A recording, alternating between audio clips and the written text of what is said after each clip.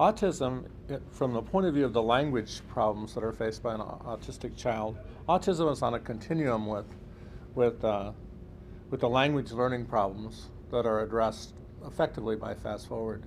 And it's on a continuum. That's been demonstrated in a number of ways. For example, autism is a relatively strongly inherited condition, but every child that has the inherited weakness doesn't develop full-blown autism.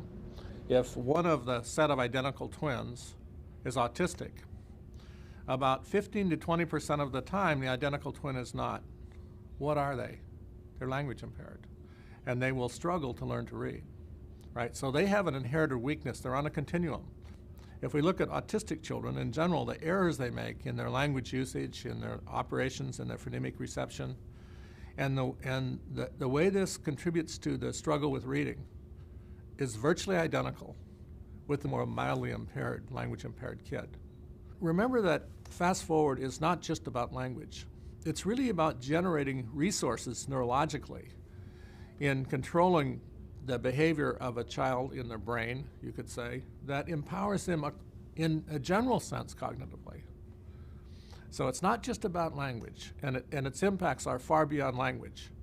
One of the early things we did in evaluating Fast Forward in this population was done by two of the most enlightened therapists, in which they looked at the consequences of the application of Fast Forward language to 100 autistic children.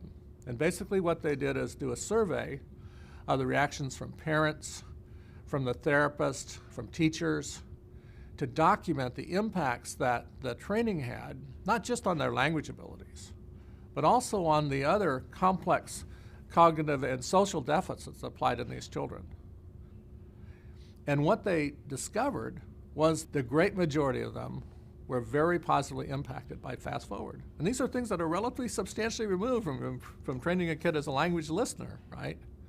So my point is that the impacts can extend substantially beyond just language abilities or language enabling reading.